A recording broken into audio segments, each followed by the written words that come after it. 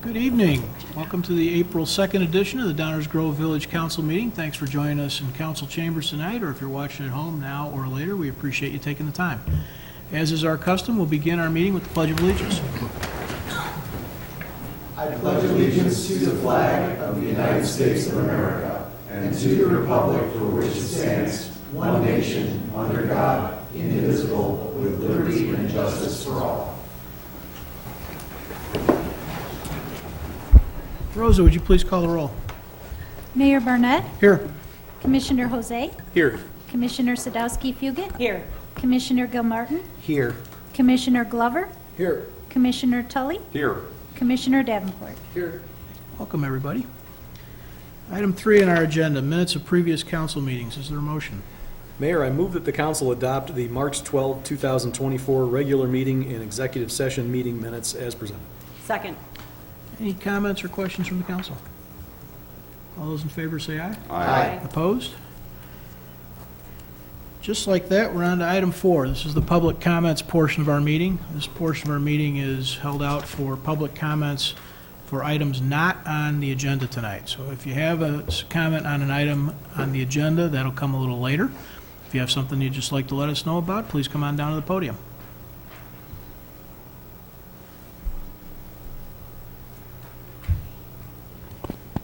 Hi, my name is Robin Tryloff. I'm here tonight to underscore the urgency of the Village Council responding to the pressing matter concerning the Library Board of Trustees. As you're aware, at its February 28th board meeting, Library trustees passed a resolution asking the Village Council to remove one of its members. At its March 5th meeting, the Council approved placing this resolution on an upcoming agenda as a first reading item. Now it is 4 weeks later, and tonight is the second council meeting without the resolution being placed on an agenda for first reading. The seriousness of this matter lies not only in the passage of time, but also in the implications for our critical community resource, our public library. The delay in addressing this resolution places the library in an awkward and precarious position. The absence of timely action disrupts the smooth functioning of this important community resource. Library patrons, representing a wide cross-section of our community, place a high priority on our library's programs and services. These voters, taxpayers, business owners, property owners, residents, patrons, and stakeholders are closely observing how you handle this situation.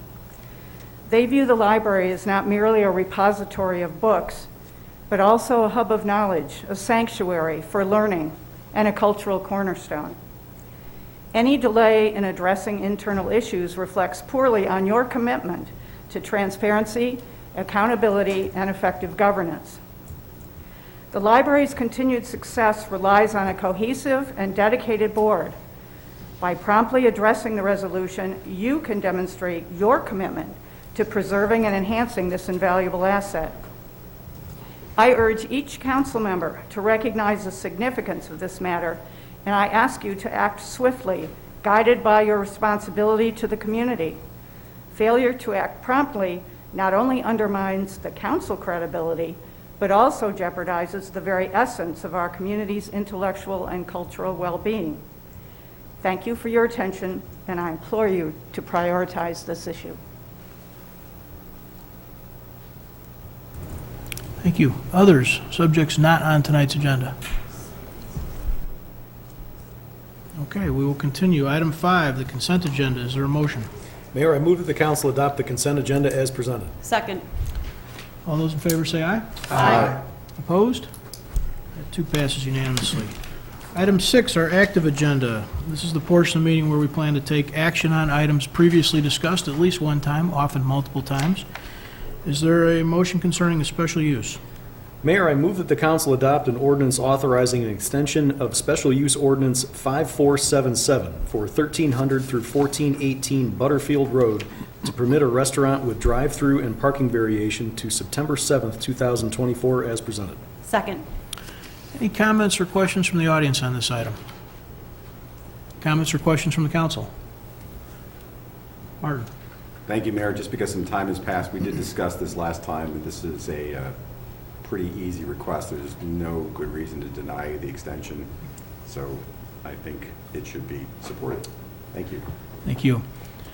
Just as a little pickup on that, special use authorizations, which this is one from the past, have an expiration date if not executed on. And so in this instance, they are asking for an extension of what has been discussed several times before, and as Martin indicated, there's no good reason not to do so. Rose, would you please call the roll?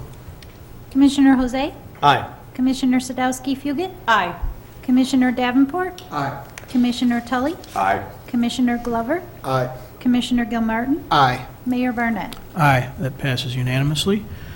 Item 7 on our agenda is our first reading. This is the portion of the meeting where we take up items which we do not plan to take action on tonight. These may be items brought now for the first time or continuations of discussions. So with that, Village Manager Fieldman. Thank you, Mayor Barnett. Just one item on tonight's first reading agenda has to do with the address of 935 Maple. This is one of our valued partners, the Downers Grove Park District, making improvements to Constitution Park. So with that background, I'll introduce Stan Popovich, our Community Development Director. Thank you, Manager Fieldman. Good evening, Mayor and council members. As Dave said, this is a special use for 935 Maple Avenue. Property is just south on the south side of downtown here, just a couple blocks from us. This is an outline of the property. Lincoln Center is in the north half, top of the screen there, and Constitution Park is to the left and to the bottom of the parking lot as shown on the graphic. If we zoom into the area here along Webster Street where the Park District is requesting the special use, you can see there's multiple parcels down here, and the plan is a lot of work going on into Constitution Park off screen here, but the proposal is for this blue box, which is a picnic pavilion, to be installed here on a lot of record, 2 lots of record that'll have to be administratively consolidated after approvals of the special use, but accessory structure on a lot of record without a principal use, so it requires a special use. This is a general image of the picnic pavilion as proposed by the Park District. Planning Commission considered the petition at their March meeting and recommended approval and noted that all the standards were met. I'm happy to answer any questions for the Mayor and Council. We also have Paul File with the Park District here as well tonight. Thank you, Mayor. Thank you, Stan. Any comments or questions from the council? Greg? Thank you, Mayor. I want to thank the Park District for bringing this forward and staff as well. I think that it's very easy to say that the standards are met, and I look forward to voting in favor of it. Thank you, Mayor. Thank you. Anyone else? Martin? Yeah, thank you, Mayor. You know I have to speak to standards. This is a very special use. We don't often see requests like this, and particularly not in a park setting. But it's one of those situations where almost has to be an accessory use because it's a park. So it, in my opinion, not only meets the standards under 28-12-050H, but certainly is something that is authorized within the district. The proposed use in the proposed location is absolutely necessary and desirable to provide a service or facility that is in the interest of the general public and will contribute to the general welfare of the neighborhood.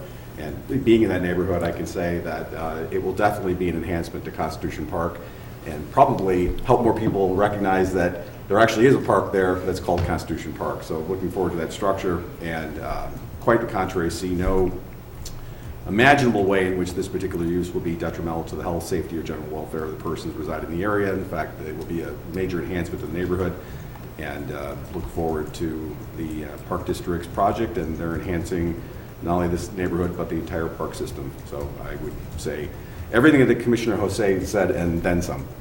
Thank you, Mayor. Thank you. Anyone else? Stan, I had one question, which I don't necessarily need answered here, but I'd like eventually to, is there a plan at some point to do a full consolidation of all those parcels? I will check with the Park District on Okay, that. see what their thought is on that. And then just sort of for the public's further information, I guess, if you take a look at the documents that we have with us tonight, this situation is pretty common throughout the community. Parks, schools, churches tend to be similar situations where there are in fact multiple lots of record, which creates a special, unique situation as it results to entitlements and various uses. And so we're just working through that tonight. But it might be something, if you're interested and can't sleep, you want to look into a little further. Please let us know what you find out, Stan. I will. Any comments or questions from the audience on this? Please come on up to the podium.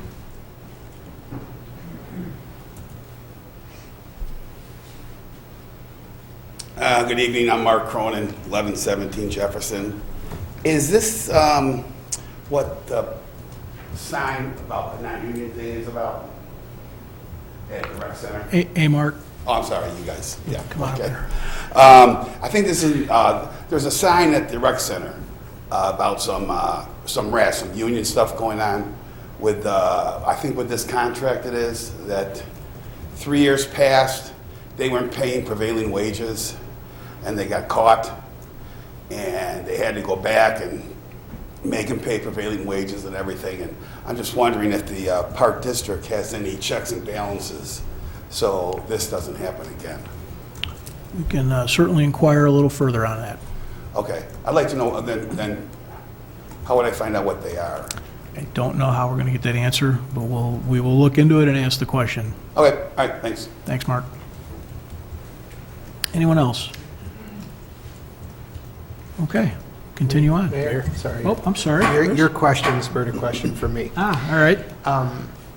So this is a separate plat, this is a separate lot, independent from the, or it's part of all of that?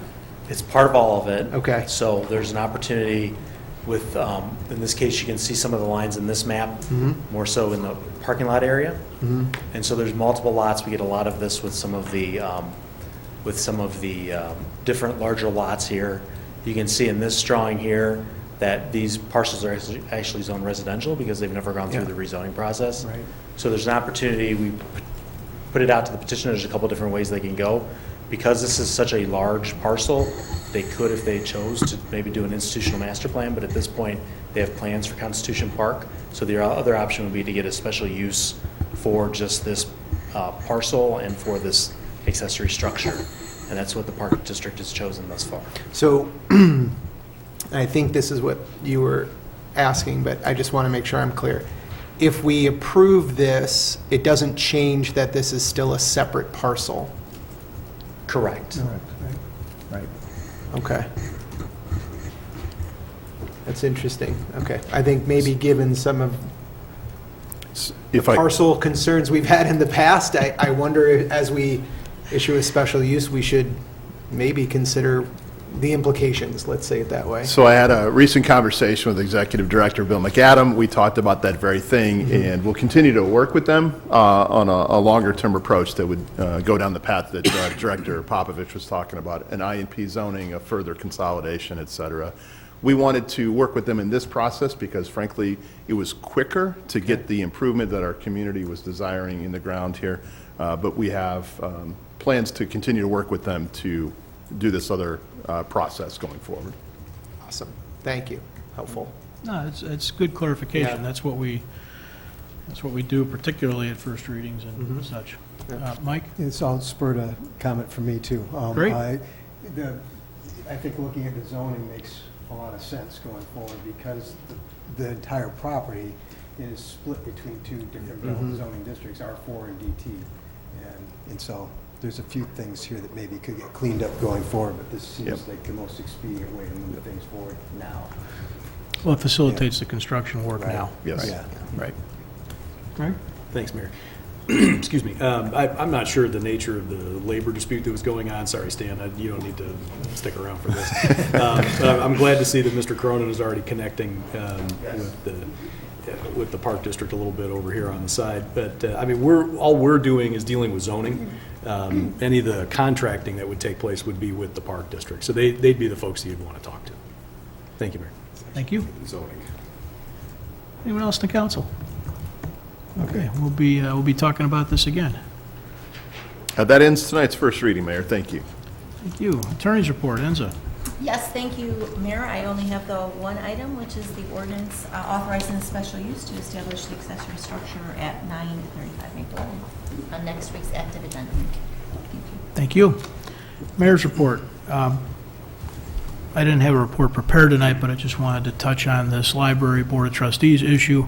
It is, of course, something nobody wants to be participating in at all, and faster is better when you have a problem you're trying to resolve. That said, the council takes such a situation pretty seriously and is trying to work through a complete understanding. What you have, like you would expect with a body like this, is a variety of opinions and attitudes and observations that don't all square with one another. So we are working through that diligently, which we'll continue to do so. We're certainly not taking this lightly, but there's a little bit to work through. So and there's schedules to manage along with that. So that's what we're doing, and we won't stop until we get it sorted out. With that, council member reports. This is an opportunity for council members to report out on other goings-on in the community, other groups that they're party to or working with, or events they want to announce. Martin, you got anything? Thank you, Mayor. Just two things. First of all, today, April 2nd, is significant because it is 79 days until Rotary Grow Fest, but it's even more significant because it also happens to be the birthday of one of our colleagues. Happy birthday, Commissioner Davenport. I thought I was scooting by. Thank you very much. Nothing further, Mayor. Thanks, Martin. Chris? Speaking of birthdays, on Thursday, April 4th, another commissioner's birthday, mine. I look forward to the kudos to come. We will be doing our Guiding DG kickoff. I mentioned this last time. It's Thursday, April 4th, from 5:30 to 7:30 p.m. at the Lincoln Center. This is, again, where you can learn about all of the planning and the projects that we have under the Guiding DG umbrella, including our comprehensive plan, bike and ped plan, our environmental sustainability plan, and our downtown and Fairview focus area streetscape plan. So I encourage you all to come and attend, learn more about that. We welcome feedback there as well. And another reminder that on the guidingdg.com website, there are surveys that we're looking for residents to take to give us feedback on what you're looking for as we plan for the next, the future of Downers Grove. So I hope to see you all on Thursday, and I will leave the present ideas to you to pick for me while I'm there. I'm looking forward to seeing you all. That's it, Mayor. Thank you. Thank you, Chris. Greg? Hey, happy birthday, guys. Thank you. Other than that, no report here. Thanks. Mike? Yeah, I would echo the comments from Greg, from Chris here about the Guiding DG event this Thursday. I've been meeting with clients about projects lately, and I find myself encouraging people as I'm going along, so I'd like to encourage everybody to tell your neighbors, tell your friends, tell your family about this. The more buzz we can get going, the better, and the more information we receive, the better. So, and a few other things, just wanted to highlight in the consent agenda tonight, we approved a couple of items regarding copiers and fee waivers, copier purchase, and then there was fee waiver for permits for District 58. And so other valued partners of ours, and just want to compliment our staff and the good folks at District 58 for working together on behalf of the taxpayers to keep costs down and be efficient. And then also noticed that all of our juniors in town are getting ready to take their SAT tests coming up here shortly on April 10th and 11th. So my empathies, sympathies, thoughts, prayers, well wishes to them and their families, and and then of course the seniors who are starting to make their college and career choices if they haven't already. And I know that weighs heavy on people's minds this time of year. So fortunately for me, my kids are done in terms of making those decisions coming out of high school, but nevertheless, I remember how that feels. And so best wishes to them. And that's all. Thank you, Mayor. Thanks, Mike. Danny? No report. Thank you, Mayor. Leslie? Just a reminder that the Grove Foundation's Passport to Dining is being held on Thursday, April 18th. Tickets are available at Anderson's there, but they are going quickly, so make sure you pick those up if you want to come. That's it, Mayor. Thank you. Thank you. Item 11 is our manager's report. Do you have anything, Dave, before we take a little break? Just that staff is recognizing the council member birthdays with the traditional gift of bugles, which you can enjoy right next door in the committee room. No report, Mayor. Thank you. Someone read my diary. Yeah. Thanks, Dave. All right, we under our manager's report tonight on the agenda, we are going to continue some of our planning discussions, as Chris and Mike were highlighting, the guiding DG discussion. In particular, tonight, we're going to be talking a little bit about our bike and pedestrian planning. So we're going to take a few minutes to break. We like having those conversations in the committee room next door. You're all welcome to join us there. We'll take about a 5-minute break, and we'll reconvene over there. Thank you. Let's reconvene this meeting here in the committee room. We're over here now to discuss some of our additional long-range planning, in particular inside DG. We're going to talk ped and bike plan this evening. Stan, you want to start us off? Thank you, Mayor. Again, as Mayor said, guiding DG, we're very excited. I'll take a little commercial break here. What Commissioner Gilmore and some other folks said. Excited to have everybody out on April 4th to the Lincoln Center for our big community kickoff. So please join in, spread the word. We want to get as many people out there. I'm telling you, House Seal, we're going to be the biggest event, so let's make it happen so we have a lot of input. But tonight we're very excited to have Aaron Tully with Baxter Movement here tonight to talk about the guiding DG and the bike and ped plan. So he's with us today. His team is doing some stakeholder interviews over the next couple of days, and we'll also be at the event on Thursday night with the rest of our consultants. So at this point, I'd like to turn it over to Aaron and have him introduce himself and the bike and ped plan to the village council and the community members today. Thank you. Thank you, Stan. Appreciate it. Again, thank you very much, folks, for allowing me to come before you all. Again, my name is Aaron Tully. I am a planner with Baxter & Woodman. We are an engineering and planning consultancy with offices around the Chicagoland area. I actually office in Houston, but we're up here every couple of weeks working on various projects. So as Stan mentioned, we are going to be facilitating the development of your bicycle and pedestrian master plan update. This is an update from your 2013 master plan, which I will say, as I've said before, it was a good plan, but I guess it also had it lacked implementability in a lot of ways. And so that's something we're going to take very seriously, that we are developing an implementable plan for you all over the next 20 years or so. The key objectives that we're looking at, and as Stan mentioned, we're very much in the listening mode right now. We want to come before you all at this early juncture, just to hear a little bit more about what your expectations are. What would you consider a successful plan result, if you will? But so we are meeting with several stakeholders, one-on-one meetings over the next couple days, and then we will be here for the Thursday open house, and we'll have several boards showing our recent findings.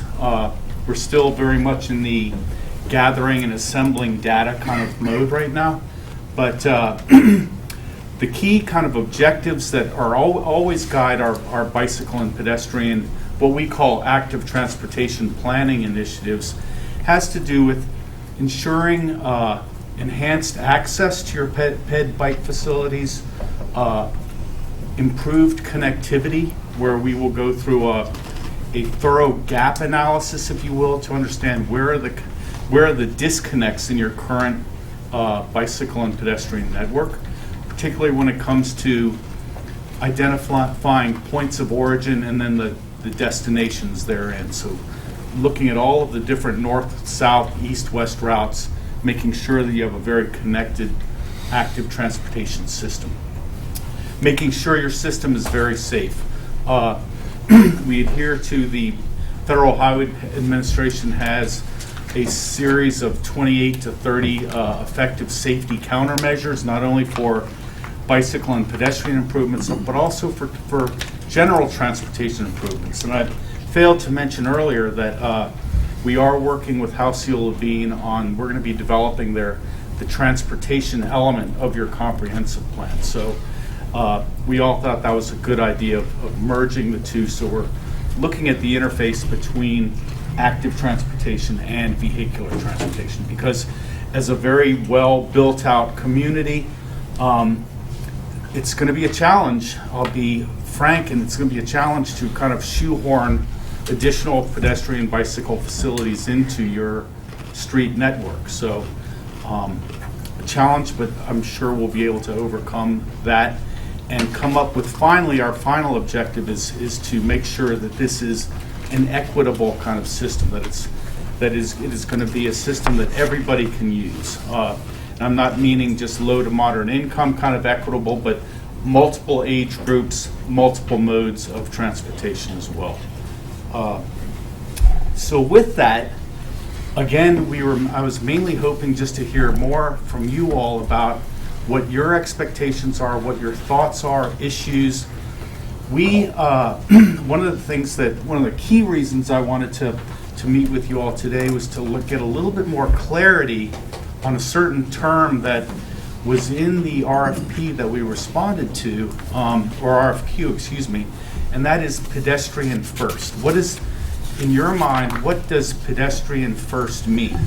We all recognize, and we will be turning to and utilizing the principles of complete streets, making sure that the streets that we build, the streets that we plan, function for all modes of transportation. So that's very important. But at the same time, we recognize that there are implications or ramifications for that kind of program, for a thorough complete streets program. Another key kind of program is the bike-friendly communities program, of which I think there are like 15 bike-friendly communities that are designated in Illinois. There are also bike-friendly businesses. We have worked with communities like the city of Brownsville, Texas, for example, most recently in developing bicycle-friendly businesses and a bike-friendly communities designation. But those are kind of precursors to what we would imagine is a pedestrian-first kind of goal or objective, but that's one of the things we really wanted to learn more about from you all.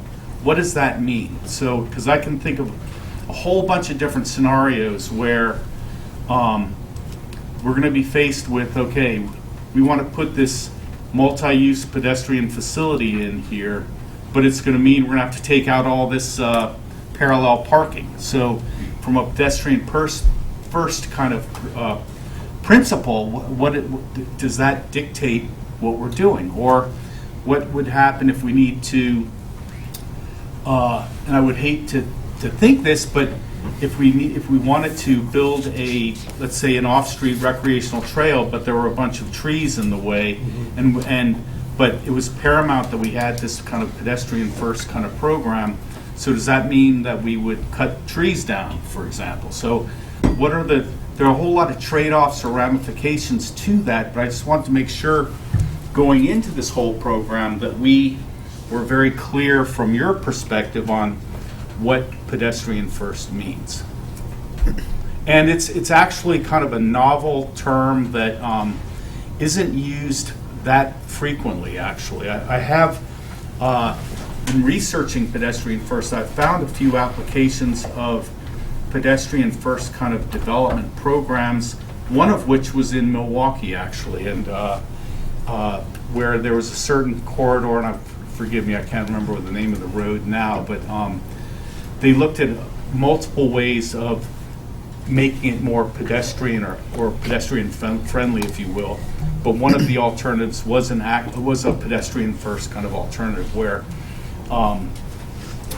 it became more of a VUNERF kind of corridor. A VUNERF is a term for a certain kind of street in the Netherlands that is mainly a pedestrian street, but cars can drive on it. But it's definitely a pedestrian first kind of corridor. So with that, I have a couple other things I want to mention, but if we could start from there, I would really appreciate learning a little bit more about what you think about pedestrian first. So that's a great way to start what tonight is going to be about. Process-wise, there'll be some conversation with us amongst ourselves tonight that may or may not get to a conclusion this evening, but at some point there would then be an engagement of TAP, who would do some further work, some sort of deeper diving, broader diving on this stuff, and then we'd come back to us with something. So it's pretty important that we answer those kinds of questions and that we all talk about what's on our minds. It may spark, just like we saw over in the other chambers, it may spark ideas in one another when we start talking. So does anybody want to just tell, if somebody says pedestrian first to you, what that means and what kinds of, just describe that a little bit? Go ahead, Mike. I'll start us. I think for me, first and foremost, it's safety. So thinking about safety for pedestrians, no matter where they're at in town, being first and foremost consideration. And so, and then this goes hand in hand with the complete streets sort of idea, right? We've spent, well, prior to automobiles, pedestrians had just as much right to the roads as the horse and buggies did. And our cars came along, and we built a lot of streets and roads, and the focus was on traffic for cars, how to get cars around easier and most efficiently, and we spent a good amount of time, decades, not really doing much when it comes to pedestrians, circulation, except for the occasional sidewalk. So so safety being kind of paramount for me, and so I wanted, there were a couple things that were said right off though that I'd like to maybe get a little bit feedback from you on, particularly the 2013 plan and the idea that it lacked implementation or the ability to be implemented. So if you could expand on that a little bit, because those are things that we want to avoid, right? Indeed. So to name those things, I think would be good for this discussion. Yes. I would suggest, and I don't like to be overly critical of the plan, it was a good plan, but it did propose pedestrian facilities on heavily trafficked roads. And forgive me, I can't think of any in particular other than Maple. How we address and how that plan was addressing pedestrian circulation on Ogden was also an issue, which underscores that when we are thinking about a pedestrian first kind of agenda, for lack of a better term, it doesn't necessarily need to fit every kind of corridor or every thoroughfare. It could be more on a case-by-case basis. So, but I don't mean to just detract from your original question. I think that another issue, I mean, this was a little over 10 years ago. There were a lot of recommendations that could have been implemented, but I'm not sure why they were not implemented. So, not necessarily meaning to fault the plan, it might have just been that it just wasn't adhered to. Okay, so when you say lack of implementation, it's truly that. It's just we didn't implement the plan very effectively. That could be very well a key part of it. Okay. I don't want to be out of turn, but one of the things we heard from our own staff too, looking back on it, was some of the recommendations didn't do a really good job of recognizing different jurisdictions and giving us the right tools to address those. And so like when 55th improvements came through, we got some pedestrian improvements, but not as many as we could. Maybe because we didn't recognize those things properly or as well as we should have in the 2013. Is that fair to say? I think it's totally fair, right. I was also going to say, one of the questions we have right now is about what it means, what constitutes a bike route designation? What is that bike route designation? We're not clear on that completely, so that's something we want to learn a little bit more about. And how are these routes are they truly connected together to create something more coherent network? Well, I think also responding to something else you said in terms of, hey, if you say we want a multi-purpose trail or pathway of some sort of sidewalk that is physically separated from the vehicular traffic, would that mean that we would want to cut down trees if that was the priority, right? And I don't know that the two are mutually, I don't know it's a binary choice. I think I, for one, am not going to be in favor of cutting down trees for the sake of creating paths everywhere. However, I recognize that there's places where we can do it and not have to worry about cutting down trees because the right-of-way is wide enough where the trees are planted in the right place, or maybe a sidewalk gets replaced with something that's more usable, like we see in some of our neighboring communities. And that doesn't involve typically impacting as many trees. So this is just, I wanted to make sure that we didn't get into this sort of. That was, I'm sorry about it. That was a bad example. I didn't mean to sound alarmist at all. I actually think it's I was trying to think of different Yeah. different I kind think of it's trade-offs. it's you a know? reality, though. I think it's a Right. reality. Yeah. Absolutely. So And but it's there something are, it's something we've faced multiple times. There have been times Oh, in yeah. the not too distant past where we have considered putting a sidewalk in a particular neighborhood and specifically declined to because of the loss of Right. trees or the projected loss of trees. And on other times where we've zigzagged around them and everything we can to keep those trees. Yeah. So it's always a give and take. I would venture to guess that this council is going to feel the same going forward. Absolutely. So I don't dare speak for everyone, but that's my impression. So. I'd be hard pressed to recommend cutting down a bunch of trees. Right. That would be a tough recommendation. So, I'm sorry, I didn't mean to interrupt. No, that's okay. Are you finished with your? Okay. I'm finished for now. Okay, birthday boy, whatever you want, buddy, whatever you want. So to answer your question, and I have a lot of thoughts too, but just in terms of pedestrian first, safety was certainly something I had. Also access. I think we have, it's the statistics are a third of the residents don't have cars, can't drive. So making sure that we have access for them to get to places that they want to get without a car. I think of pedestrian not just as someone walking, right? Biking, any non-motorized transportation, which you, I'm sure, are thinking the same. But pedestrian often feels like walking because that's what people think of, but it's not just that. I think of connectivity in terms of pedestrian first and making sure that we're able to get to certain places without, key places without the use of motorized transportation.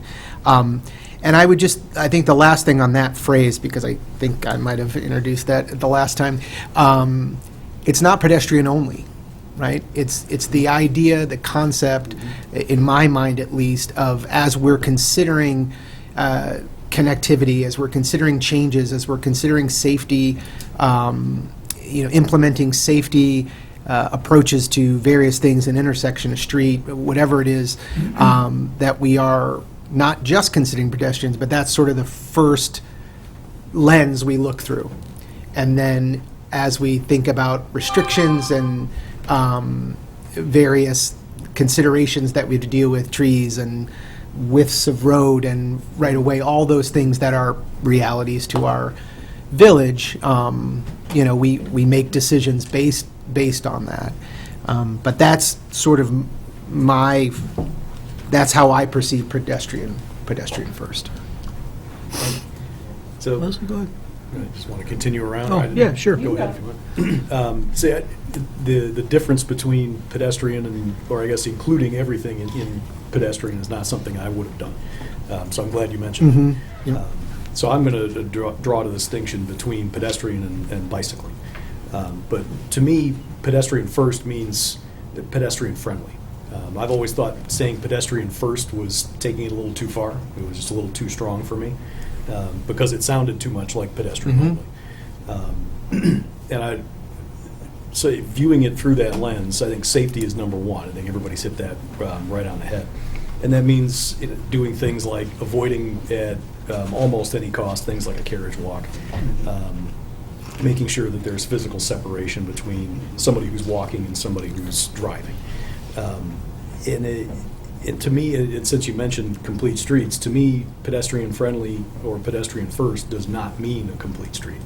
I think there are situations where you might say, well, we've got plenty of sidewalk, and the reality is, thanks to total community development projects in the past, we do have at least sidewalk on one side of darn near every street in town, which is a big positive, and I think it helps out with a project like this. But I think we have to be cognizant of and respectful of both the character of the existing neighborhoods and the will of the existing neighborhoods.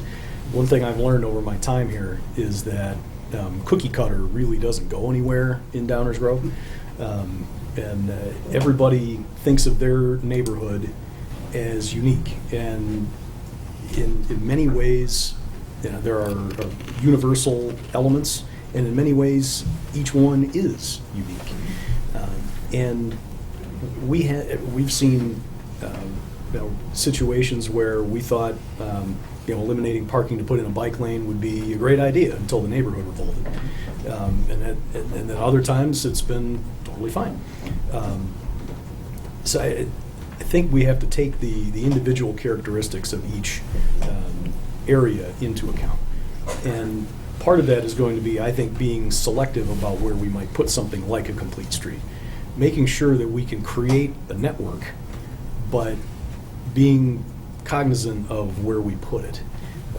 And I'm hoping that we can get to a spot where you can be reasonably accessible north, south, east, and west to a very safe bike path that is dedicated to a bicycle. It might take you a few blocks to get there, but I would like to see something like that. But I think the idea that we're going to put it on every street is something that we should abandon. Go ahead. Yeah, I mean, I don't have too much, anything drastically different to say. I mean, for me, obviously, pedestrian first is safe access to main routes in town, right, for non-motorized traffic, essentially, which we are pretty greatly lacking. We do have, thankfully, with good planning efforts, we do have that sidewalk system, but it isn't necessarily safe in every, part of our village. So, for example, crossing anywhere around the Main and 63rd corridor is a nightmare, even at the lights. And then you think about McCollum Park. I met someone years ago on Claremont who worked at North and South as an aide and wanted to be able to bike between those two, and that's not a particularly safe route at any given point throughout the village. So for me, that access piece of getting to the main parts of town, whether it be Ogden, downtown, the schools, again, I don't think any of us would expect that every street is going to be a complete street, but I think that we have, maybe an expectation that we would be able to have access to, again, some of those main destinations within the village and have a safe route, whereas now we know we don't. We've had fatalities on 63rd. It's just some of these areas we know and are aware that they aren't safe, and so it's important to me that we kind of fix some of those issues. One of the other things that hasn't been brought up that I really think about, especially with pedestrian access, is in the downtown. Between the hardscapes, the outdoor dining, I don't think that there is relatively safe and accessible space for folks to navigate our downtown right now with the way it stands. And so I think we'll have to take a little bit of a particularly close look at downtown and how we can make it a little bit more accessible and easier for folks who are trying to navigate all of those different moving parts of our village. So it's kind of all I have for that piece. Thank you. Thanks. Thoughts, Martin? Sure. Well, the nice thing about the phrase pedestrian first not being commonly used is we can make it mean whatever we want it to mean. Which I like. So we can make it DG first. A lot of my colleagues have already touched upon a lot of the points. To me, it's about connectivity, accessibility, safety, and it's not just people in cars, but it's also people in bikes, because that can be very dangerous. It's about balancing interests. I think that's been touched upon, because we do have competing interests in all these trees and parking and there's a lot of different competing interests, and how do you balance that in a creative fashion that respects and leverages our existing built-out community, topography, infrastructure, et cetera, et cetera. I think it needs to be sustainable. One of the things that is very important is for any infrastructure that we put into place, it has to be sustainable, because the last thing we do is put in something that goes into disrepair and misuse.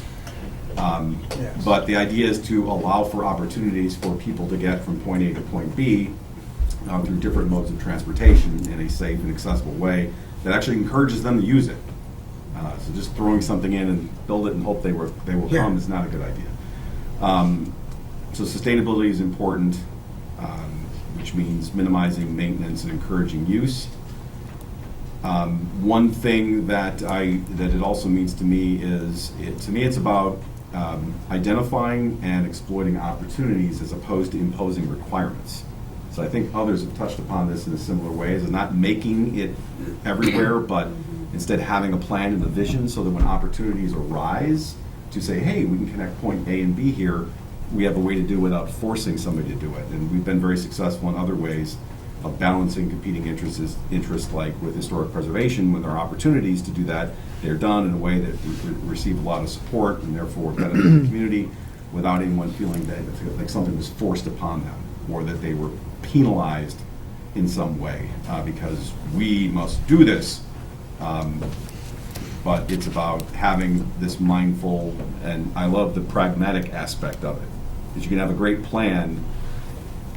What is it? The only thing worse than not having a plan is having a plan that sits on a shelf and you don't do anything about it. So having a pragmatic and feasible plan that takes advantage of opportunities to increase connectivity, accessibility in a safe manner is really what it's all about to me. So like Commissioner Davenport, that's all I have for now. Thank you, Mayor. Dan, you want to weigh in? Sure, yeah. Just pretty much what mostly everyone else said. Safety, accessibility, connectivity, but also appealing. I think it should be something that is attractive, that people want to use, and they can see themselves using and getting on their bike and walking downtown and connecting north side to the south side. It may be some kind of I don't know if this has to do with maybe a little bit on safety, but lighting so that people could use it all the time. And then I kind of wanted to touch on the trade-offs. I don't know if are we talking about the trade-offs yet, or sure, not go really? It's kind of interesting because I would normally be one to have the on-street parking be one of the trade-offs, but like Commissioner Jose said, every time we go to do something, it seems like it doesn't fit for that neighborhood. So I don't know if that ties into the implementation of how we're going to actually implement these things, but it seems like each neighborhood, it doesn't really work in. So, yeah, that's all I got for now.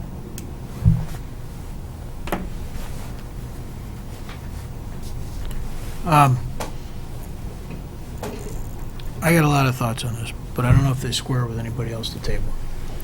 So I'll just take my chances and stick my neck out. The trade-offs thing and the goal thing, I feel like whatever non-implementation might have happened in the past was largely driven by exactly the same things we're talking about as being risks and trade-offs. And so I'm a little concerned that we would, which one of us is going to say we don't want to prioritize safety? Like apple pie, too. Safety clearly is something everybody wants to have at the top of the list. But we're trying, I think, my sense was we were trying to make a set a course that would end up with a very different environment 10, 15, 20 years from now as a function of all these incremental steps being guided a certain way. And if we sort of pre-condition that to, I don't want to force anybody to do something, that may be our will. But if we do that, I think we're going to find ourselves in a very similar spot down the road. Safety to me is not the same. I'm not saying everybody said it was the same, but it's very different from access. Safety is, I think should be, for this conversation, way more than what we've been talking about. I think it should be, I want to do it if I'm, in some way challenged from a mobility standpoint. I want to send my kid down that course, even though he's not attended, right? I think it needs to be something very different than what we've typically called safety. And so for me, the definition of safety is lighted, separated. I had a note that I wrote to myself, passive attraction. I think that was a little bit along the lines of what Danny was saying. Just because there's a sidewalk there doesn't mean anybody wants to use it. If it's a carriage walk and it's unlighted and the speed limit's 35, might as well not be there. Pedestrian first is a long-winded non-answer to what does pedestrian first mean, right? But I don't see it very much along the lines of just those things. I see it as having to start with this idea that it's separated and it's lighted and it's attractive. And the connectivity, we all want connectivity, but if we say to ourselves we're going to take and implement things as we can when they come up, if a neighborhood doesn't mind, it strikes me as working pretty hard against the idea of connectivity. It's not to say that I think we should have some sort of every street gets the same thing, right? But I do feel like we might want to designate intended routes to things, and yeah, there'll be some people that unfortunately end up on Fairview instead of ending up on Fairmount. That might be a reality. Otherwise, I think we're going to find ourselves just looking back and saying the same thing. So I don't know if that's helpful or not, but and it's a little contrary, I think, it's easy to say when we're not standing here looking at the neighbors who don't want to lose their parking, or looking at the neighbors who don't want a new sidewalk in their front yard. But I think it's part of the conversation. Well, I think it's going to be a part of the April 4th conversation going on, because Yeah. ultimately, it's going to be the community that's going to decide that, not the 7 of us. Yeah, the community says very similar things, though, right? They want safer, they want more accessible, they wish they had more. Just don't put it in front of my house. Well, yes and no. I mean, part of it to me is, do you take a short view or take a long view? Because I would actually challenge you, Mayor, that some things have been more successful than perhaps you have suggested. It just took a little longer. So the question is, do you sort of force is the wrong word. Do you push for something to make it happen sooner, or do you decide to deal with the fact that as neighborhoods change over, things get redeveloped, the sentiments change, people do come around to it, and so instead of pushing them to do it, you take the opportunity to have it done with. I mean, the sidewalk matrix is a key example of that. There were some neighborhoods that couldn't get it built fast enough. There were other neighborhoods that were initially, no, until we figured out that we could put sidewalks around trees, and we could use different alternatives, and there were other things that could be done. And then there was always some folks that never in my life would you put a sidewalk in my street. Well, you don't have to hold up the whole program because of a couple of blocks here and there. But I would actually suggest that I think more has been accomplished by polite persuasion and advocacy than saying, thou must do this. And I'm not suggesting that's what you're saying. But I also think that can backfire and end up actually undermining the impetus and the motivation behind a successful program. So it goes back to that kind of balance. And no, none of this ever happens as fast as you want. But I just personally, I always like to make sure the community kind of comes along with it, as opposed to, Right. we're going to do this. That's a better goal, always, to be sure. And we've talked about that on numerous occasions over the last many years, about trying to bring the community along. And eventually they do, for the most part. They often do. Yeah. But when we talk about like sidewalk, for example, or this existing plan that we didn't really implement, sidewalks, is it successful that we got a sidewalk on at least one side of most streets? Compared to no sidewalks, you could certainly say yes. You could also characterize that as 35 years later, we still have parts of town with no sidewalk accessibility, and we're 20 minutes outside the loop. People came along. We'll tell you they moved there for that reason. I know, I hear you. And I don't think there's necessarily too big a gulf between No, I don't what we're think so. talking about here. Because and that's where I was trying to talk about sort of selectivity. I think if we move with a lack of intent, I think we end up in a situation where, you get sort of piecemeal, bits and pieces. and it ends up taking 25 years like it did to get the sidewalk matrix done. And some of that's money and stuff like that too. But if it took from when I graduated high school to 10 minutes ago, that's too long. If we set out to say we want a path for pedestrians or for bicyclists or what have you, from this neighborhood to here and to here and to here, and we start to talk about, all right, which streets in that neighborhood make sense. It doesn't have to be every one of them. We're going to upset somebody's apple cart at some point, but if we make those choices intentionally and with the right metrics, I think we can do it much more quickly, and bring the community along in a way that we haven't in the past. Chris? So, I agree with you, Mayor, in the sense that it sounds like what you're saying is there sort of needs to be a commitment to doing what we're saying we're going to do, rather than a approach that feels like we're going to be looking for permission each time we step onto somebody's street. And I am fully cognizant of the concerns that we have bumped into just on the council over my last couple of years. I think for me, one of the things is we also have likely in our heads what we think it's going to take or what impact we're going to have on some streets. And I don't feel like we actually have a clear picture, which is part of why I have been pushing for this for a couple years, of what's even possible. I've learned in my time, I understand sort of this grid system we're on. I understand the narrowness of many of our streets and the trees and all of those kinds of things.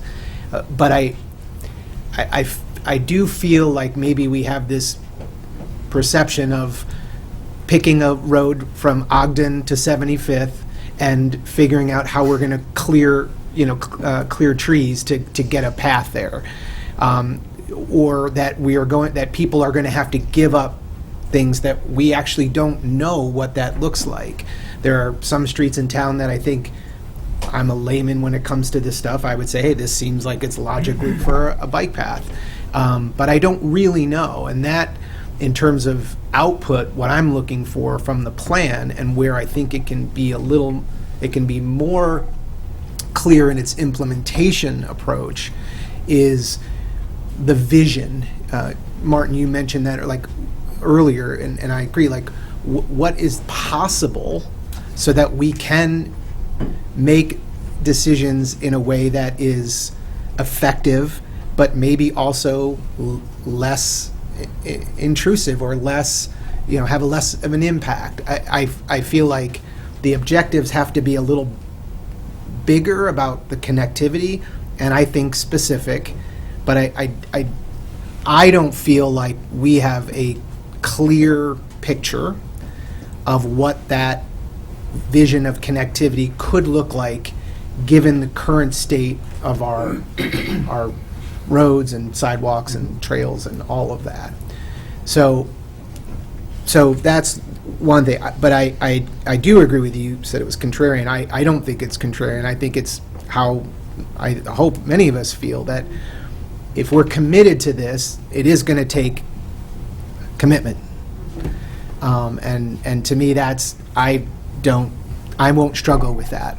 I will not struggle with that. If the plan is right, if the vision is right, if the benefits that I believe we will achieve through this are mapped out and in the best way that we can, I think it will make sense to do what we have to do. But I think we need to. One of the things that I want from this is that assessment, that existing conditions assessment of where we stand. And I've seen examples of very specific plans where they talk about nearly every intersection in town, and I don't know that we can get to that detail, but it's important that we we have a clearer and more detailed understanding of what are the assets, what are the challenges, sort of the SWOT analysis really of what we have. But for lots of reasons that I've talked about in the past, I just think this is too critical a thing to let nothing happen for another 10, 15 years. I mean, we're, for lots of reasons, not least of which, I've said this before, we're competing with other towns. We are competing with other towns that are doing this, and I think it makes a difference, so. Well, if I might say, I mean, I think what we need is a strategic implementation, right? So there are clearly places in town where implementation is easier than it is in other places. So it would make sense, I think, to go after that low-hanging fruit first. And in this way, maybe you're building some support, right? People are seeing what's happening. They're nice landscaping, nice, it's a place it's something I want to use. It's a place I want to go. It's something that I can see. If that was in my neighborhood, on my street, I might like that, right? And so I think if we're kind of strategic about how we go about it, it would help build some support. Another piece of this is that we haven't mentioned is as a goal, I would also say economic development. I mean, as I look at, we've talked about Fairview, downtown, and getting some connection between those two places. It helps people see physically how close they actually are to each other and how easy it is if you provide a place that's easy for them to get from one place to the other and using something other than a car. That could actually, really help to invigorate the area as well. And then when we think about where to do this stuff, there's a ton of data out there. Heat maps, right? We look at different apps with your Garmin, Strava, whatever.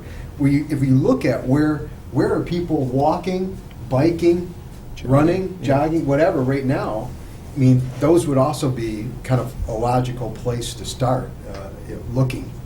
Where are people right now getting around? And how are they doing it? And how, which mode of transportation do they typically use more? And so if we could mine some of that data, that might help inform, too, strategically, how we implement the plan. Does anybody else agree with the goals of, I wasn't, maybe I overstated, I wasn't envisioning we just pick a street and we repave it in a certain way and cut down all the trees, okay? That wasn't what I was saying. Right. But my goals, Mike mentioned economic development is part of what we hope is considered as we're planning and trying to think this through. And so I was being a little dismissive of safety because I think that's obvious to everybody, but that I wanted to add this idea of separation and this idea of aesthetics and this idea of lighting.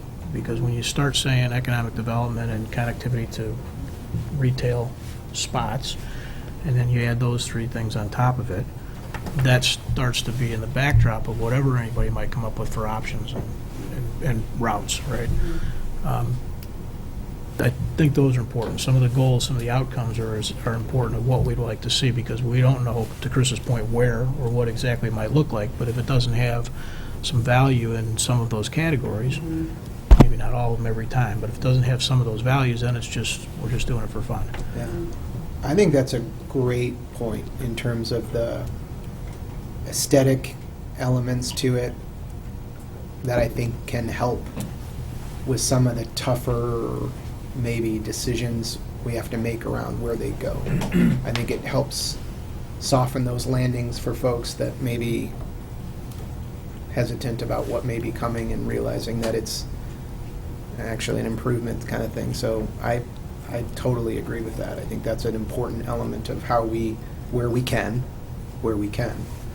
much like we did for Main Street.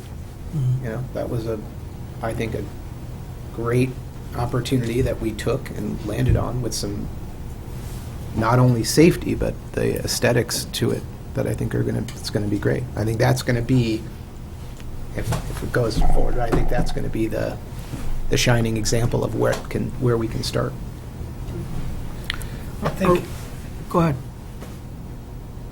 Oh, That was me. I'm sorry. That's all right. I was just going to I thought say. it was Mike. I'm used to Mike talking a lot, so. I was going to say, it is an issue of building the culture of a ped bike culture rather than build the infrastructure and they will come, or the culture will manifest itself.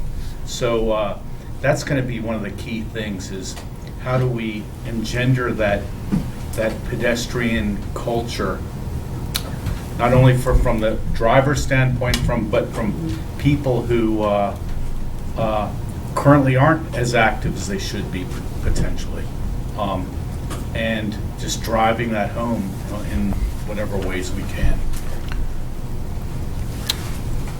I want to pick up on the aesthetic thing a little bit too. I've mentioned this, I think, in other settings, I don't know if with this group, but it seems like an opportunity too. Chris, you talked about competing with other communities. And this is, I suppose, a matter of taste. Some people like it, some don't. But you go to some communities and they have kind of a branded component to this whole thing, where wayfaring is the same, whether it's north of Ogden or south of 63rd, right? And where crosswalks are the same, and maybe they include either design or color that is unique. It becomes part of that town's identity. Those things, I think, I hope we're all talking about. I hope TAP is talking about, because to your point, if it can feel like an improvement instead of just an imposition, there's some value to it. Yeah, that's right.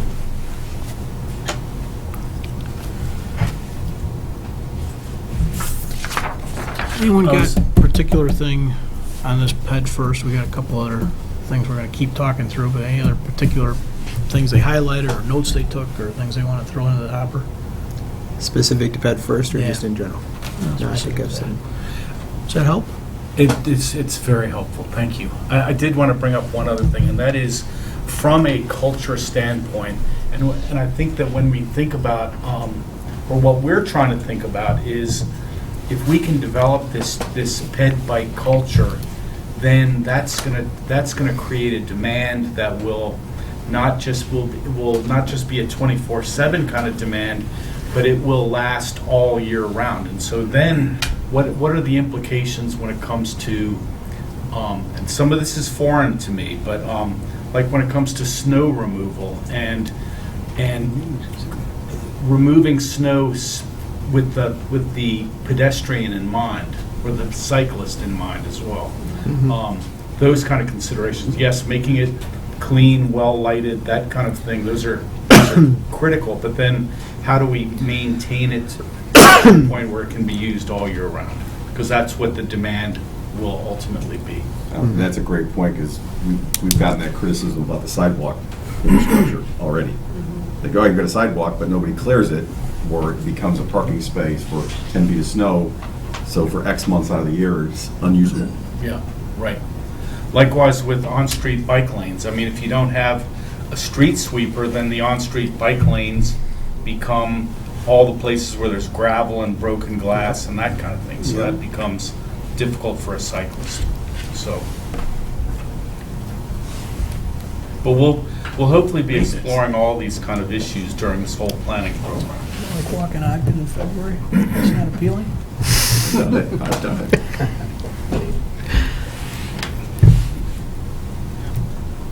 Did you want to talk any more specifically? We've sort of gone afield a little bit, but on, either the bicycle-friendly aspect or complete streets, we've certainly gone around that a little bit. Do you have any particular comments for us or thoughts on that? Well, some of the things, particularly from a safety standpoint, one thing that we're working on with our GIS department is whether we can mine some of these big data companies we've done all the crash analysis and that kind of thing, but more importantly to us is, can we get the braking analysis? Where do people slam on the brakes to avoid a pedestrian or to avoid a collision or something? Because none of that is typically recorded.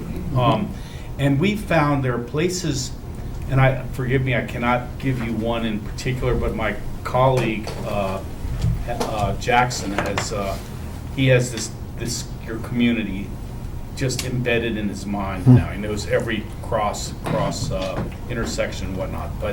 But one thing that we're keenly aware of are the location of crosswalks with respect to topography, and it seems like that's an issue. Like we found a number of places where there's like a rise, and then you start coming down, then all of a sudden there's a crosswalk right there. So so we're thinking that mining that braking data could help us with that, as far as really analyzing from a safety standpoint, where should these crosswalks be strategically located. So.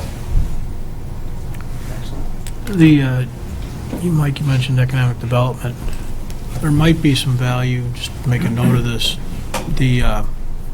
What's Brian call his secret software? You know what I'm talking about? AI. Pacer AI. So EDC has some software that I think uses cellular data to try and help identify where people visit and where they're from.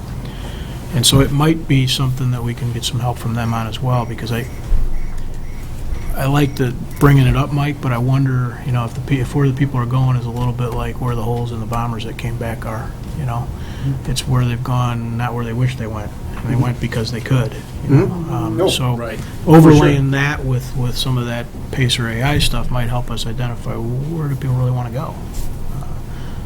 So just throw that on your notes. Good idea. Good point.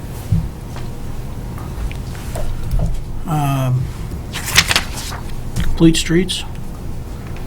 Any more thoughts on that? Or that's a little broader subject, Chris. Yeah. So, we talked a little bit about this in the past. I think part of potentially why maybe this plan has been less implemented, let's just say, is because it's just that, a plan. And I feel pretty strongly that there are policies that need to be put in place. We know that neighboring towns have done complete street policies that really do dictate a lot of how they approach and view lots of work that they do. I would say Niles, Illinois has a great example of both a complete street policy as well as the plan that they put together, which I think was in 22. They did that. So it included the policy to me helps to drive and focus decision making. And as I look through, they created a bike and ped advisory board. So they created the policy, and part of that policy was to create this advisory board. It's four or five residents and then 4 staff members. They meet monthly, kind of thing. But to me, what was interesting about that, and I would totally love to see that, but what was interesting about that to me was just how much they focused on safety. So there was always an update on accidents regarding to bike and ped. And then their review and evaluation or their recommendations based on, street resurfacing, intersections being done. It was all through this lens. And I know they're advisory, but it was just, as I read through, I don't know, maybe 6-8 meetings of the minutes to see, it was clear to me that having the policy in place helped solidify some of that and maybe take some of the ambiguity out of it. So to me, I think in the past when I brought this up, some of the feedback I've gotten is like, well, it's just a policy, it's just a piece of paper, and I feel like there is value in it that to me I think is important if we're going to stand behind this and commit to it. It's not just a statement that we believe complete streets are good, but it's more specific about how we will leverage that where we can. It talks about exceptions with feasibility and cost, all the things that we're all thinking of. But it definitely seemed to have an impact on their effectiveness. So I believe the policy is something we should strive for. I believe out of this plan or out of this initiative should be a policy that we as a council, I would like to see, maybe is a better way to say, that we as a council put forth as a touch point. We have a great staff who understands that these things are important to us. It's also in our 2017 comprehensive plan. It's also in our 13 bike plan. So it's not as if these are foreign concepts or things that are being completely ignored. But I do think I think it changes the paradigm if we put something in writing that is very specific to what we are looking to do. So. But Chris, that's a great point, and while you were talking, I was multitasking and looking at what you just mentioned in Niles, and one thing that occurred to me is that for any plan that comes out of this, which I think obviously we're all in favor of the plan, is that we also ought to have some metrics, because what Greg, you said you wanted to sit here in 15 years and having nothing done, but how do you measure success 5 years, 10 years from now? What will councils 10 years from now say, hey, all those knuckleheads sat around in a room in April of 2024, they came up with a plan, and what will be benchmarks and metrics? And I was just looking that Niles has those. They do. They talk about key objectives. One is minimizing crashes or reducing crashes, closing remaining gaps, and something you can measure, increasing the share of Niles residents who can walk or bike to work. So that's a great suggestion. Yeah. Whatever plan we have, we got to build in some metrics so we can say 4, 5, 6, 7 years from now, have we achieved what we set out to do? Yeah. And if I could just add to that, and I think those are extremely important points, and that's kind of why we provided those sidebars on complete streets and bike-friendly communities, because they're, from a policy standpoint, those are almost kind of predecessors before trying to achieve a pedestrian first kind of program. But with all the plans that we developed, we have inputs which are guiding principles on how we're going to look at a certain issue, and then the outputs. One of the key outputs are the policies. What are the policies that are going to drive this whole program going forward? But as well as indicators and metrics. So that's also hugely important. And this is where this whole guiding DG program, how interconnected all of these things need to be from a sustainability standpoint, from a reduction in emissions, for example. That might be something that the sustainability guys are going to be very keen on. And what can we consider achieving from this kind of a greater pedestrian kind of culture, if you will. So we'll be looking at that, but also then from your streetscape kind of program, what are the requisite facilities that people need in order to feel comfortable driving downtown and parking their bike and locking it up or whatever, so they feel comfortable doing that. So thinking about all that kind of stuff. Yeah, and I think the Niles policy, I think would allay the fears of a one-size-fits-all. It does not dictate, widths of lanes shared, what needs to be shared, what each street needs to look like. I think that's an important distinction. And the other reason that I thought Niles was a good example is because it's grid system, there are only 30,000 people, but, it feels a bit more comparable than maybe some of the other, out west, there's probably a little more space. This felt a little more. Right. So to me, that looked like a good model to what I would like to see from the plan. Sorry, from the initiative, not just the plan. Right. Yeah. From the implementation. From the implementation, the strategic plan of implementation is what I'd like to see. And then if just one note on the bicycle-friendly, the accreditations that was talked about. So I see value in those types of things. I think not least of which is our ability to access grants, right? So we have a recent example where we're talking about, we just joined the GRC, and we now have some contention for some grants based on part of that participation. So it's not just simply a badge that we put on our site or on signs around town. It actually can have an economic impact and allow us to.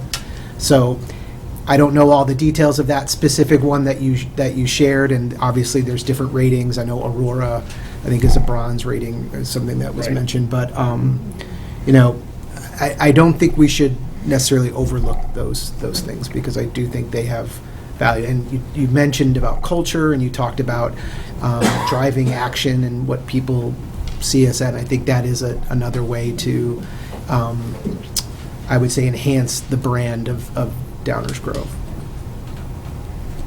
Well, you're just spurring me to think of all kinds of things. I agree with that, and I know we're going to do this collaboration, because again, thank you for the analysis chart. That's what I'm looking at. Making sure that we are communicating with the park districts and the schools, because they often come to us when there's a problem, and then we fix it. But how about, okay, there are no problems. How would you like if we could improve things to get to parks, or I would go use it. I would walk to this park if I could only get there. We would be able to drop a bus route if we could walk here, or things like that. So collaborate. Or get a shelter if you put a bike rack at it. Right, exactly. So making sure that we collaborate with our other stakeholders and taxing bodies in town to make sure that when we're doing this, it's not being done in a silo, but in conjunction with those things. The economic development is super important, but it's also making sure that people get to places like schools and parks. I'm just going to keep reading. Yeah, please.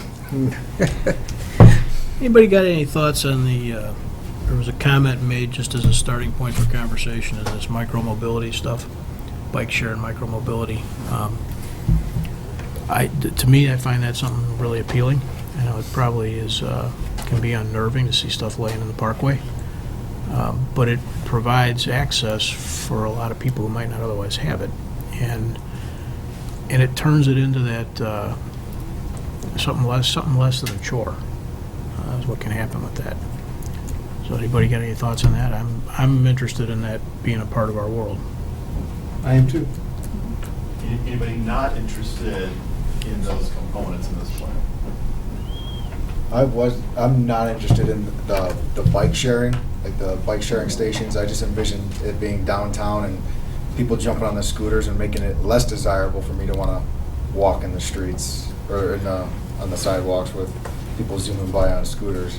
So, I mean, I'm laying all over the place. Yeah, I mean, I don't know where those would be, but I don't know. I guess I'm interested to hear more.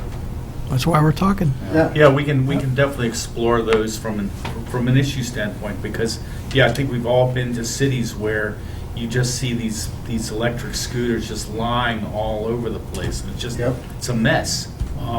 But I've also seen it administered very well. I think Milwaukee is a great example of how they have certain zones where, and I remember it was actually my son and I were both on one scooter at one time going somewhere. But all of a sudden the scooter just stopped, just died, because we moved into this downtown zone to where it didn't work anymore. So there are ways of regulating these things effectively. Yeah, it's geofencing. Yeah, and I've heard of many accidents on those, so that kind of goes against your safety. Particularly two people on one scooter. It's a trade-off thing. You see them, thrown on the railroad tracks and thrown in rivers. But they do have ways to slow them down in certain areas, not allow them to work in certain areas. And I think there is, one of the things we'd like to do is, for me, I'd like to see 10 years from now a lot more people getting around our town without a car. And for some, walking is still tough. Yeah. And so it's another possible tool. Well, there's definitely concerns, right? But, I mean, to say, don't want to go there because we're afraid of some things maybe happening that we won't want to happen, I don't think we want to let that get in the way of us maybe coming up with, a plan, if we can, to make it work. And maybe in the process, we discover, it's not gonna work. But I'm definitely interested in exploring the idea. I don't want to throw it out yet. Yeah, exploring, I think, is the right word, with the right controls, with the right safety features. We can get there, but I do share your concerns about leaving them all over the place. And, I don't want that. It's a mess. We've had comments from members of the public, in particular, talking about, well, the sidewalks downtown are already very crowded due to outdoor dining and things like that. Now you add scooters into it, and you're just going to turn it into a real mess. So, but there's probably a place for it, but we need to make sure that we do it right. Well, I would say on the flip side of that, I think those micro-mobility scooters, whatever they are, I think it does allow for more connectivity for places like south to north and vice versa. So I agree there probably are some concerns, but the other thing I'll just say that, and even the bike sharing, like just from like a branding standpoint, it does add vibrancy. It does look like there are places that you want to go, and here's a good way to get to it. So there is a bit of that. I've been in some college towns where those, it just has that vibrancy feel. So I think I'd be willing to explore it. And I think the other question, which may be getting a little bit in the weeds, is just what's the adoption rate? What's the rate of use and the trends there on those things, right? So I would assume they're going up a bit. I know e-bikes are going way up. So I think it's just also understanding, what the use of it is. And this concept that you mentioned earlier, which I don't want to forget to mention, about sort of creating the bike or the pedestrian culture versus building it and expecting them to come.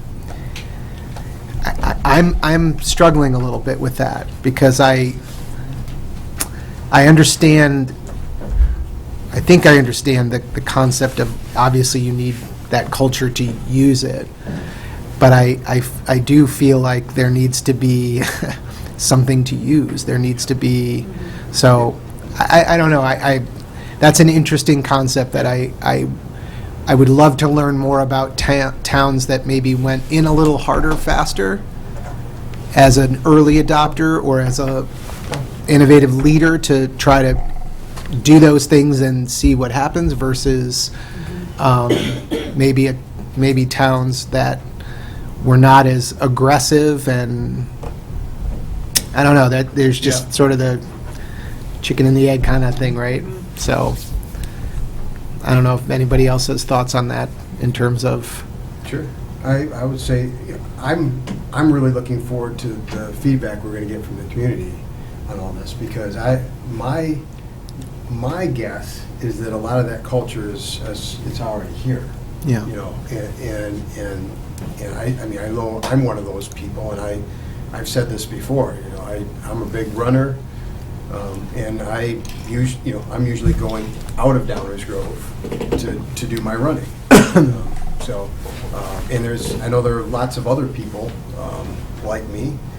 There's also people who love to bike, and they're usually, they're going from here, going somewhere else, and you're not really focusing on staying here because there just isn't the infrastructure to make it safe and to be inviting and for it to be someplace that you really want to be. So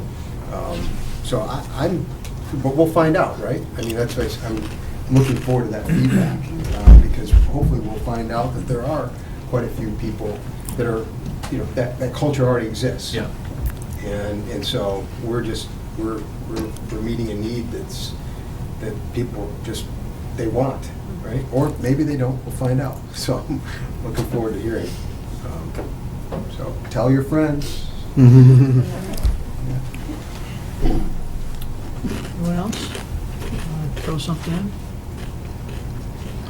I did want to just mention Yeah, I was going one to ask, thing. you got additional questions Yeah. for us? I just wanted to say from without going back to a particular topic, but when it comes to micro-mobility, from a transit-oriented development standpoint, when you think in terms of first and last mile, I'm sure you all have heard that term before, that's where the e-scooters, the e-bikes come in they're very helpful in enabling people to take advantage of transit-oriented development that much more. So that's important to consider. And a community with, say, 3 train stations might Yeah. benefit from that. It seems logical. One of the questions I was going to ask you all is, but I think you've largely answered this, but what would you consider this, how would you consider this to be an effective or a successful planning initiative after we go through this? What are the outcomes that you want to definitely see in this plan?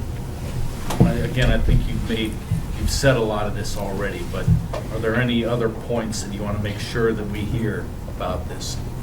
That in your minds, this is a successful planning program. Something that can be implemented.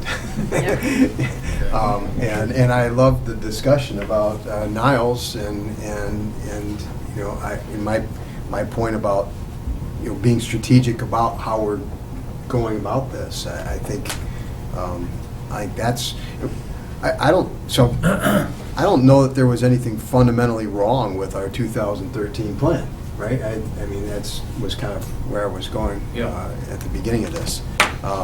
So it's just that maybe the policies weren't there and that roadmap wasn't there to how you're going to go about doing it. And so for me, I have great confidence that we're going to come up with a successful plan. You know, the implementation of it rests squarely on us and putting those policies in place to make it happen. And so that people, you know, every 2 years, you got a new board, right? So you want something that's logical, that we can have some success with, that's proven, and it sticks. That's right. Well, it's community buy-in. That's what we need, is community buy-in. 100%. That's what we haven't had, right, with a lot of this is, you know, any sort of, whether it be visual or whatnot, of the benefit of doing some of these plans. I feel like that's a big piece that we've lacked, and that's why we haven't had any sort of implementation. So a real visual of what are the benefits that we are going to have, you know, whether it be, you know, fossil fuel emissions, or whether it be healthy community, public health impacts. I think we need to be having those conversations, because those are the ways that we're going to get community buy-in, is to recognize the benefits, both individually and from a community standpoint of what we're doing. I don't want to be out of line here, but I'd like to jump in if it's okay, Mayor. One of the things that we're doing really well right now that we didn't do in 2013 is this very conversation. The 2013 plan had some community input, it had some staff input, it had some consultant input, but it never felt like it was owned by the council. We never had that before. And this helps us so much. We've heard tonight a sense of optimism, a sense of creativity and innovation, built on things we already do well in other areas, right? We've always done these kinds of things. We've never applied them in this fashion. Yeah. So there's a great sense of optimism, innovation, and council buy-in on the front end. The direction you're providing now will help us when Aaron and his team go to the tap. We lacked that in 2013. It never really got the full commitment from the council because I think of the process that we used. And I think one of the things that we do really well is when the policymakers have this kind of buy-in and tell this team what to do, we'll deliver it. So this feels fantastic to us. This is exactly the kind of commitment and direction we were looking for early in this process. Those metrics, I think we got to have some. Yes. You can't fix or adjust if you're not measuring along the way. So I don't know which ones they'll be, but that to me is a big part of what the plan looks like. Yeah, I think I would, certainly actionable would be a successful outcome, something that we can action on. I think the other thing is, well, a small note, I think we all kind of know what road diet is. I think we all kind of have those concepts down. So I've seen a lot of these plans filled with pages of what a road diet is. And I guess if we have to, we have to. But as someone who's read a bunch of these, I skip past that. But it gets to the point of just making sure that the plan applies to us specifically. I know that sounds obvious, but I've read a few that have felt a little cut and paste, a little, you can do Sharrows, you can do this. Like, I think we need a vision of what we can do, and we need to understand perhaps some of the concepts or ideas that maybe we're not thinking of. I think, a certain amount of space is a certain amount of space. You can only do so much there. But I really am I am specifically looking for ways, creative ways that we can leverage or work with or change what we have in order to achieve that connectivity, achieve that pedestrian first as we've defined it today. Some of these I've seen have been very specific about specific intersections and roads and things like that. And to me, while it can be a bit overwhelming, I will admit, especially in a town I'm not that familiar with, it's a little tricky. But the more specificity we can get in what we can do, I think the better off we'll be. And I think ultimately, to me, it gets to the vision of what it can be, which I've said 100 times in the last 2 years. So I'll say it one more time, just sort of what's possible, so that we can communicate this to the community. We can talk about the values of it and reap the benefits and help to guide our decision making. And then, of course, I think the policy, but that's something we have to work on. So, and you had said earlier that oftentimes the policy comes first and then the plan? Actually, we like to cultivate some community buy-in around key guiding principles going in, so we're kind of shaping how we're looking at certain issues, and then the policies would be the result of that. Yeah. Okay. So I'd like us to take that lead too. Yeah, but I agree, Chris. I want to say it maybe the same thing a little differently. I've read, since Chris started talking about this, which was in 1983, I think, gone and read a lot of complete street stuff, right, and policies and that people put in their communities. And one of my personal challenges with this whole thing has been that a lot of them were kind of empty BS. It's like they start with and repeat the word safety 72 times, as though some elected body told their engineering team, screw safety. So I think to Chris's point, and Leslie's point too about buy-in, the more we can say specifically how we think this actually is a value to Downers Grove residents and how it changes their world getting to the Y every day or whatever it is, I think that's better. I know it's probably a little bit of a leap to beyond policy if you get too specific, but the idea that I don't want to cut and paste something from the internet and then try and explain to Downers Grove residents why this is of value to them in 5 years when their world's changing. And that seems like a tough ask. Mm-hmm. So.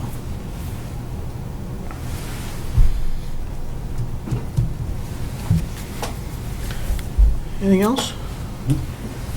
Anything else you want to ask of us for the moment?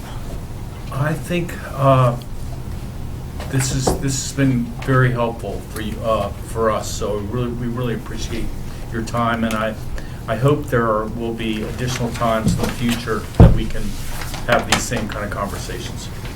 If I could build on that process-wise, I think we want to take this as a framework for input from Transportation and Parking Commission and the public, getting the public and TAP's input see what comes out of that, and then come back and sort of do this again, now reacting to their recommendations, and kind of go back and forth until we get a plan that works for us. Dave, just a quick question on that. When you talk about going to TAP with this, are you providing TAP with this this discussion? And Absolutely. Then, yeah, okay. Absolutely. It is key policymakers setting Yep. higher guiding principles. Sure. There's so many of those in here, I think, that will. Yep. So start here, go to TAP. Yep. More specifics and recommendations with the public input considered from all these other input points, and then come back, and then keep going until we land on a plan that works for us. Go ahead, Dave. I'm sorry, I was going to say, this is not a linear kind of process. It's a very iterative process. And so when we're here meeting with the TAP and others, we are happy to continue to meet with you all if you all have the time to carry on the dialogue. I just wanted to take an opportunity to say, we plan on doing something very similar with the sustainability plan in the next several weeks. This was a great roadmap, pun intended, for us to follow this type of conversation. So we hope to do that again with sustainability plan and the ECC. Keep going. We normally have an opportunity at these meetings to hear some thoughts that our folks that have stayed for our meeting have come up with as they've listened to us, so we'd like to go through that exercise right now. I just kind of work from my right to my left, and if you've got something you want to add to the conversation, please let us know what you're thinking.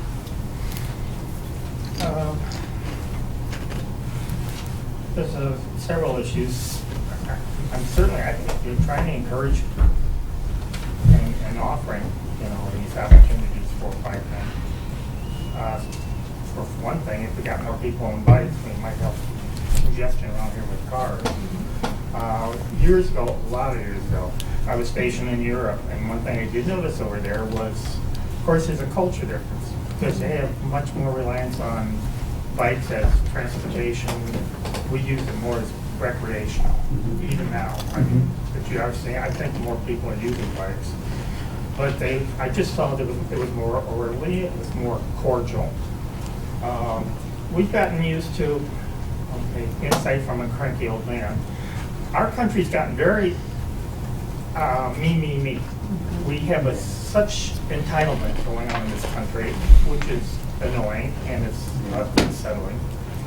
There just seems to be a lack of respect for each other a lot more than there used to be. Or again, maybe I'm just kidding. But I'd certainly like to see that where people take on more responsibility for themselves and towards each other. I see it all the time. I live a block off Main Street, and just watching commuters and bikers, and there's just disregard for manners.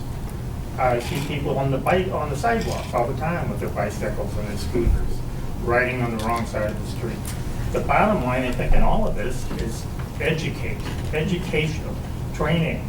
I mean, even if we have to get training to get behind a car to drive. I'd like to see more, I don't know if it would be mandatory, but it certainly encourage like training seminars with the schools for adults to make it, accessible. Of course, you can't force them, but certainly encourage it, make it available. I was surprised when I picked up one of the, the booklet from the state, I think, for biking, the rules and regulations. There was so much in there I had never heard of. I didn't know about it.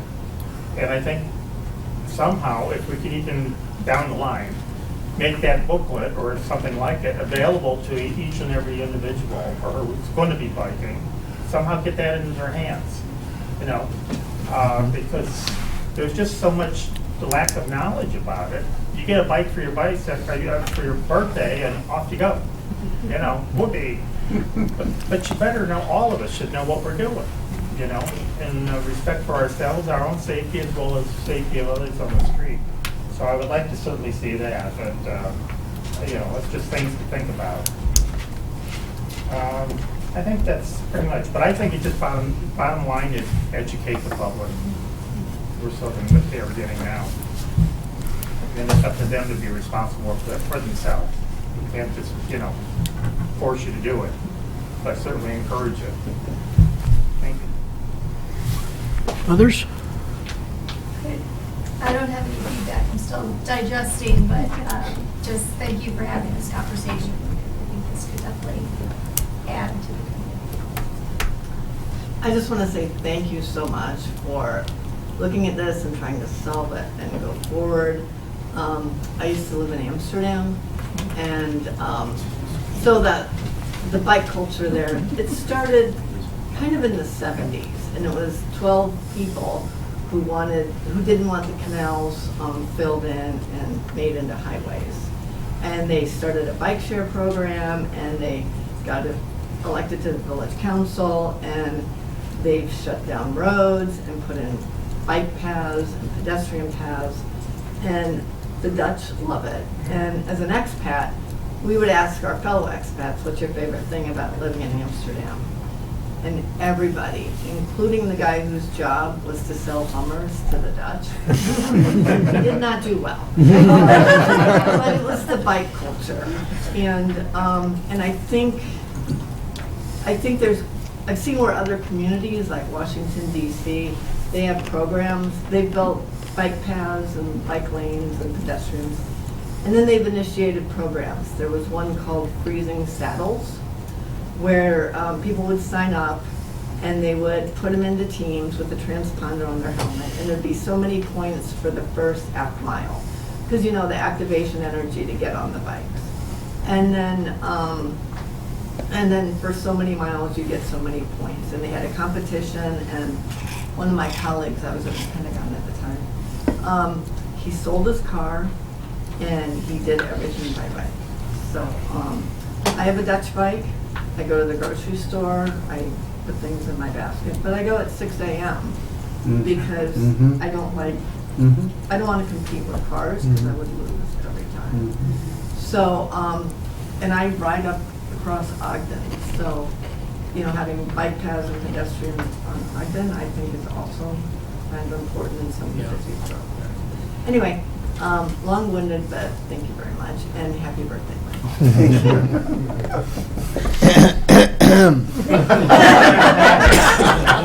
Happy early I keep wanting to be happy with you guys, but I will be I will not disappoint. Everything I expected. I will tell you that the arrogance of this conversation to people who are not bikers is astounding, and that we need to be forced, is the word you all use, to bike more because it's good for us. I mean, who is the village for? What you are going to do is, and the way you're going about with the downtown business district, and you're going to exclude 2/3 of the population who live outside walking distance, outside biking distance, because we won't be able to get downtown, we won't have a place to park, we won't be able to use the library or Anderson's bookstore or any number of the restaurants, and it is infuriating. And Mike, God love you, it's okay with me if you ride someplace else. The consequences of what you're doing cannot be undone. Some of them can. The stop signs at every corner that are supposed to be for safety, that don't need to be there, cars roll through them, bicyclists never even look or stop. And so safety cannot possibly be your first priority. If safety were your first priority, and you know this is my issue, Washington Street Railroad Crossing would be safe. It is not. It is worse than it ever was before. So I don't know what your heat-seeking information is about where people stop or break or whatever. Every time I go through that intersection with anybody else who's never been through there before, they say how bad it is. So I'm not confident that what you think is going to be good is going to be good. And I think that there is a tendency to discount the opinions of people who don't agree with you on all these issues. I think it will be interesting to see who shows up for you'll hear from the people who show up on Thursday. I'll be here. But it'll be interesting to see. So I didn't think tonight was gonna be that big a deal to me, but clearly it did hit a nerve. And I just think that it's, the complete street idea at least is better, that gives some respect to people who drive and don't walk or can't walk and want to be able to use the facilities of the town. So that's what I have to say. I personally am very excited about the opportunities, the possibilities that exist. One thing I do want to bring up, however, is I didn't hear anything, I don't think, about handicapped people and people who cannot walk very much. And they need to be thought about in this. Just kind of an anecdote, I live half a mile from the OSCO at 63rd and Main apartment complex. And my husband and I, when we have a prescription at OSCO, we'll just, okay, we'll walk down there. It's about a half a mile away, and look at our prescription and walk back. There are people in my building who are afraid to take that walk because they are afraid of the traffic on Main Street. And it's, it's an easy walk. Half a mile, get some exercise, get some fresh air. So I want you to think about those people too as you pursue the possibilities. Back, Liam, do you have something? Oh. Okay, Jim, Liam, either of you guys have anything? I missed just at the end. I just want to say that